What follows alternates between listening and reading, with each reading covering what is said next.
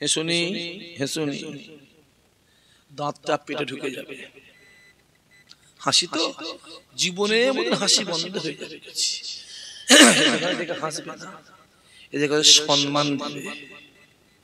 এদের থেকে হেসুনি কে করেছে? জোরে বলো, জোরে বলো।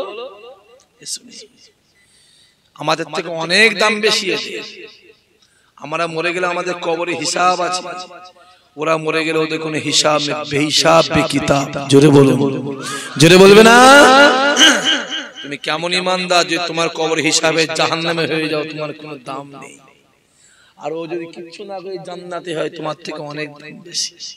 ইনাকে দেখে আমার একটা কথা মনে পড়ে গেছে, বলবো, শুনবেন আপনারা? কথা বলেন কেন? শুনবেন? দাদা হুজুর কেবলা কলকাতার জমিনে যাচ্ছে, মাটির ট্রেনে নেবে, হেঁটে হেঁটে হেঁটে হেঁটে হেঁটে হেঁটে কলকাতা যাচ্ছে। আর কলিকাতার জমিনে একজন ফকির থাকতো, ফকির, যার নাম হলো ন্যাংটো বাবা। যার নাম দাদা হুজুর হেঁটে হেঁটে যাচ্ছে, সে মাথা তুলে দিচ্ছে, আরে ফুরফুরা আবু বকর যাচ্ছে, আমার পীর। জোরে বলবেন না সুবহানাল্লাহ। কি করি কি করি কি করি কি করি কি করি কি করি, সমস্যাই তো।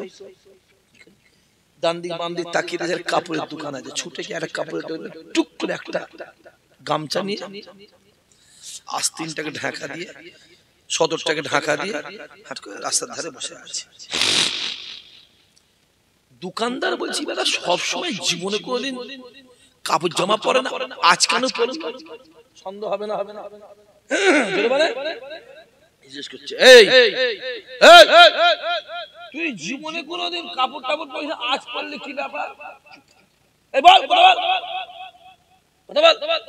ও বলছে, এতদিন কলিকাতার জমিনে যারা ঘোরাফেরা করছে, ওরা সব আমার চোখে দুপায়ে জন্তুর, জন্তুর। এতদিন পরে ফুরফুরা থেকে একটা কলকাতার জমিনে মানুষ আসছে, তাই তার সম্মানে আমি আমার লজ্জায় স্থান ঢাকা দিয়েছি। জোরে বলো। আর তুই যে কথা বলছিস, তুই হলে এদের মধ্যে সব থেকে বড়। কাকে বলছিস? দোকানদার। তুই যে বেশি কথা বলছিস, তুই হলি এদের মধ্যে সব থেকে বড় জন্তুর বড় কুকুর। রাগ হবে না, হবে না?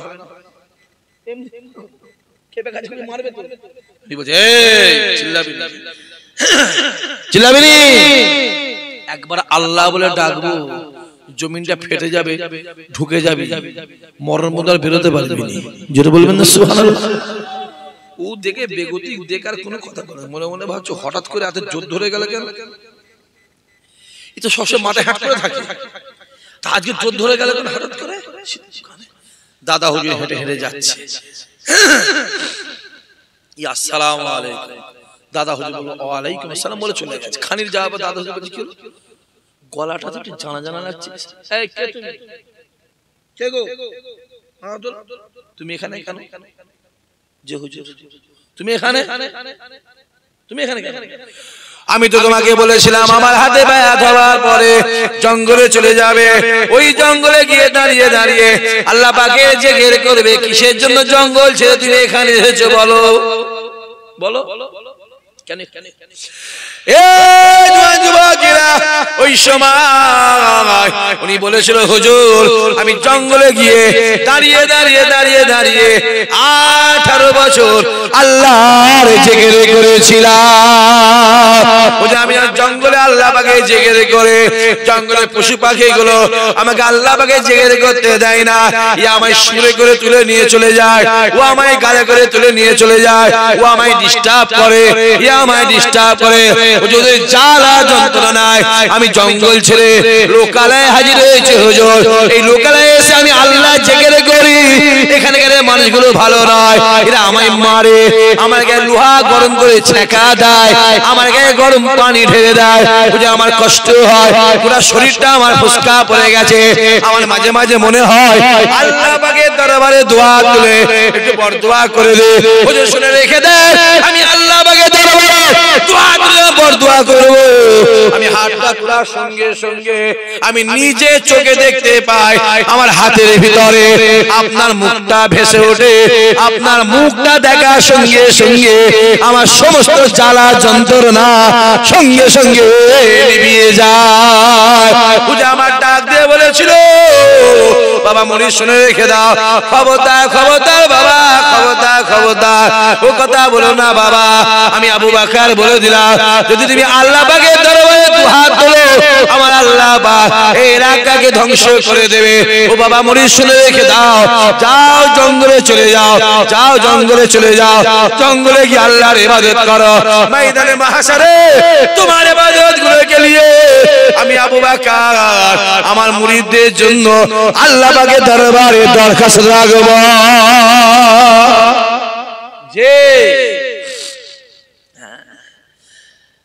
গ্রামে পাগলের অনেকে মারে না মারে কথা বলে। তুমি ভাবছো পাগল, ও তো আল্লাহর পাগলও হতে পারে না, পারে না কথা বলো। আর যদি আল্লাহর পাগল হয়, আজ তুমি হাত দিয়েছো না, তোমার বংশ নিবংশ হয়ে বেশি বেরুন, বেশি বেরোনি। আসেন, আমি যে কথা বলছি আসেন রসুলের দিকে।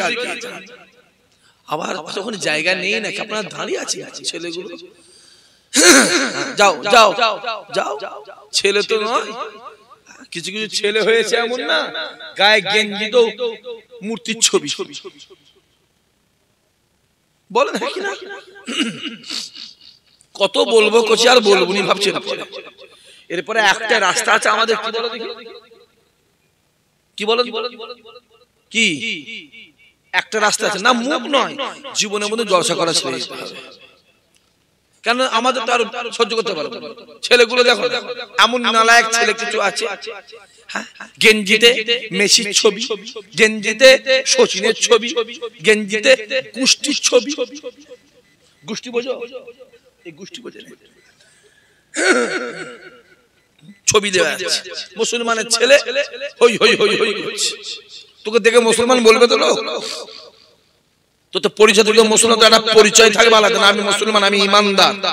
হয়তো টুপিতে পরিচয় থাকবে, তাহলে পাঞ্জাবিতে থাকবে, তাহলে দাড়ি থাকবে, তাহলে নামাজে থাকবে, হ্যাঁ কিনা কথা বলে। তুমি এমন দোকান কাটা মুসলমান হয়েছো, না আছে টুপি, না আছে দাড়ি, না আছে পাঞ্জাবি, না আছে নামাজ, বুচো হয়ে দাড়ি ফাড়ি চেয়েছে, প্যান্ট শার্ট পরে বেড়াচ্ছে, রাস্তায় যাচ্ছে। কে রে? হরিপদ নাকি বলতো? ওটা কি বলতো? নব নব নাকি? ও তো আমাদের গ্রামে আব্দুর রাজ্জাক রে, বুঝতে পারছেন না? আর এই জমানা যা চলছে ভাই, দাড়িওয়ালা টুপিওয়ালা গুলো যে কি অসুবিধা হয়েছে, সে যারা রেখেছে তারাই বুঝতে পারছে, তারাই বুঝতে পারছে। টুপিওয়ালা দাড়িওয়ালা দেখে নিতে চাচা থাকলে বলো, আর ও যদি দাড়ি ফাড়িছে, যে প্যান্ট শার্ট পরে বেড়ায়, বাট হিন্দুরা মুসলমান কেউ চিনতে পারবে? চিনতে পারছে না। দেখো না ছেলেগুলো কি করেছে, হই হই হই হই, এত বড় বড় সব সামনে চুল, হনুমানের মধ্যে চুল লেগেছে, হনুমানের সামনে বড় বড় চুল, বীর হনুমান বলে জানেন না? মোরগের মধ্যে ঝুটি গেছে, মোরগের মধ্যে ঝুটি, সাদা কালার, লাল কালার, হলুদ কালার, নীল কালার, কুকুরের গু মাথায় রাখা না, গোবর লাগা, গোবর, তোরা গোবর লাগা মাথা, ওখানে গোবর আছে, গোবর লাগা। ওরা যেমন গরুর পেশাব খেচ্ছে, তোরা গোবর লাগা, গোবর লাগা। আল্লাহ আমাদের হেদায়েত করেন, আল্লাহ আমাদের হেফাজত করেন, আল্লাহ আমাদের কামিয়াবি করেন। জোরে বলেন সুবহানাল্লাহ। একবার তাকবীর দেন, নারে তাকবীর, জোরে সোরে নারে তাকবীর, নারে তাকবীর, জোরে সোরে আল্লাহুম্মা।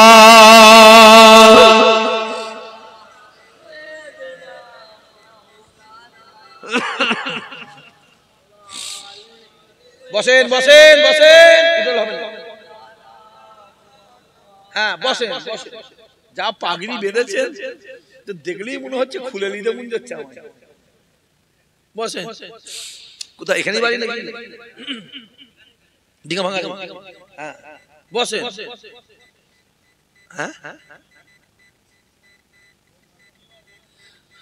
ডিঙা ভাঙার বাসিন্দা সবাই তো ডিঙা ভাঙা বাসিন্দা, আমার কোন আসমানের বাসিন্দা কেউ আসে নাকি?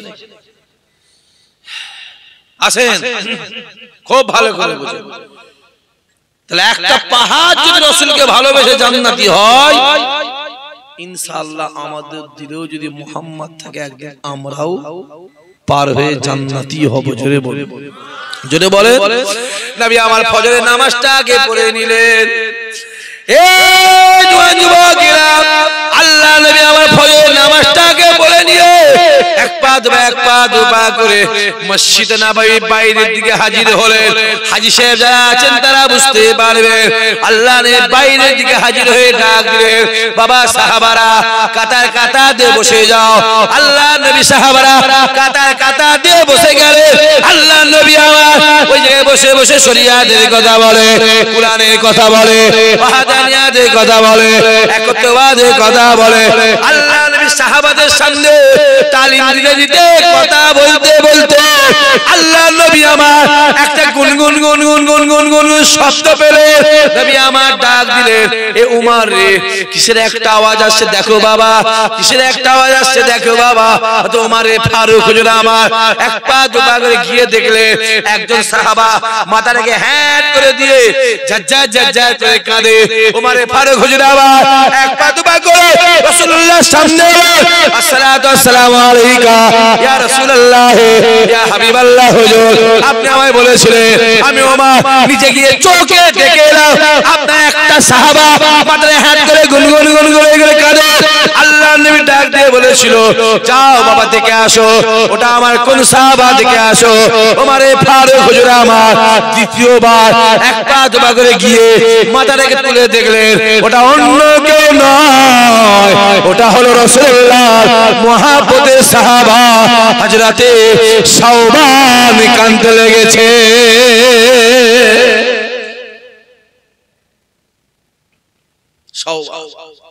উমরে ফারুক হুজুর আমার এক পা দু পা করে রাসূলুল্লাহর সামনে হাজির হলেন। আসসালাতু আসসালামু আলাইকা ইয়া রাসূলুল্লাহ ইয়া হাবিবাল্লাহ হুজুর, আমি নিজে চোখে দেখে এলাম ওটা আপনার মুহাব্বতের সাহাবা, আপনার পাগল সাহাবা, আপনার দেওয়ানা সাহাবা, ওটা অন্য কেউ নয়, ওটা আপনার হযরতে শাওবান বসে বসে ঝরঝর করে কাঁদে। এ জওয়ান যুবকেরা, আল্লাহর নবী ডাক দিলেন, চলে যাও কি আমার শাওবানকে গিয়ে বলবে রাসূলুল্লাহ আপনাকে ডেকেছে। ওমরে ফারুক হুজুর আমার এক পা দু পা করে শাওবান হুজুরের সামনে হাজির হয়ে ওমর ডাক দিয়ে বলেছিল, এ শাওবান রে, কেঁদো না কেঁদো না কেঁদো না, রাসূলুল্লাহ আপনাকে ডাকছে, আপনার জন্য রাসূলুল্লাহ অপেক্ষা করছে। বলার সঙ্গে সঙ্গে শাওবান হুজুর আমার এক সেকেন্ড দেরি না করে ছুটে ছুটে ছুটে ছুটে রাসূলুল্লাহর সামনে হাজির হয়ে মাথাটাকে হ্যাট করলেন। আসসালাতু আসসালামু আলাইকা ইয়া রাসূলুল্লাহ ইয়া হাবিবাল্লাহ হুজুর, আপনি আমায় ডেকেছেন হুজুর, বেয়াদবি ক্ষমা করে দেন হুজুর, আপনি আমাকে maaf করে দেবেন হুজুর, আমার আসতে দেরি হয়ে গেছে। আল্লাহ নবী মাথা তুলে বলেছিল, এ শাওবান রে, কিসের জন্য তুমি ওখানে বসে বসে গোল গোল গোল গোল করে কাঁদো, কেন তুমি কাঁদো? শাওবান ডাক দিয়ে বলেছিল, ইয়া রাসূলুল্লাহ ইয়া হাবিবাল্লাহ হুজুর, আমি শাওবান আপনাকে খুবই ভালোবাসি হুজুর, আমি আপনাকে মহব্বত করে, আমি আপনাকে প্যার করে, আমি আপনাকে ভালোবাসি হুজুর। ইয়া রাসূলুল্লাহ ইয়া হাবিবাল্লাহ হুজুর, আমি জিহাদের ময়দানে যাই, আমি শাওবান আপনার পিছনে পিছনে জিহাদের ময়দানে হাজির হই, আমি জিহাদের ময়দান থেকে বাড়ি আসে, আমি শাওবান আপনার পিছনে পিছনে জিহাদের ময়দান থেকে বাড়ি আসে। ইয়া রাসূলুল্লাহ ইয়া হাবিবাল্লাহ হুজুর, আমি মসজিদ নববীতে নামাজ পড়তে যাই, আমি শাওবান আপনার পিছনে পিছনে মসজিদ নববীতে নামাজ পড়তে চাই, আমি নামাজ থেকে বাড়ি ফিরে আসে, আমি শাওবানে ফিরে আসে। ইয়া রাসূলুল্লাহ ইয়া হাবিবাল্লাহ হুজুর, এই দুনিয়ার জমিনে আপনি যেখানে যান আমি শাওবান আপনার পিছনে পিছনে যাই। আমার মনে একটা প্রশ্ন জেগেছে, আমার মনে একটা আশা জেগেছে, কালকে আমাদের ময়দানে মাশাআল্লাহ আল্লাহ পাক যখন আপনাকে জান্নাতে পাঠিয়ে দেবে, আপনি তো জান্নাতে চলে যাবেন, আমি শাওবানকে আপনার পিছনে পিছনে আল্লাহ জান্নাতে যাব। আল্লাহ নবী মাথা তুলে ডাক দিয়ে বলেছিল, এ আবু বকর রে, এ ওমর রে, এ আলী রে, এ আমার উসমান রে, ইয়া আমার সাহাবারা শুনে রেখে দাও, আমার সবার আমায় কি বলছো শোনো, আমার সবার আমায় কি বলছো শোনো। ও বাবা সাহাবারা শুনে রেখে দাও, আমি রাসূলুল্লাহ জানিয়ে দিলাম, আমি হাবিবুল্লাহ জানিয়ে দিলাম, দুনিয়ার জমিনে কেউ যদি আমায় ভালোবাসে, কেউ যদি আমায় মহব্বত করে, কেউ যদি আমায় পিয়ার করে, সে আমার সাহাবা হোক অথবা সাহাবী হোক অথবা গুনাহগার উম্মতি হোক, যারা আমায় মহব্বত করলো, পিয়ার করলো, আমি রাসূলুল্লাহ জানিয়ে দিলাম কাল কিয়ামতের ময়দানে মাহশারে তারা সকলে মিলে আর আমি রাসূলুল্লাহ একসঙ্গে আল্লাহর জান্নাতে হাজির হব। জোরে বলবে না, আরো জোরে হবে না, নাই দিবে যে যে অত সহজ নয় বা। তাই এবারে হজে গিয়েছিলাম, আমি ছিলাম আর আমার তাহাবিব ভাই ছিল, চেনেন তো? কথা বলে না, আপনারা চেনেন না তাহাবিব ভাইকে? আমার বড় ভাই তাহাবিব ভাই, তাহাবিব ভাই ছিল। আর আমার মেদিনীপুরের পীরজাদা রুহুল আমিন ভাই আমার ছোট বোনাই ছিল। কাবা শরীফে বসে আছি, অনেক কিছু দেখছি, বসে বসে আমি বলছি তাহাবিব ভাইকে, বলছি ভাই, আর ওই আমার ছোট বোনাই রুহুল আমিন ভাইকে, পীরজাদা রুহুল আমিন, জানেন না আপনারা?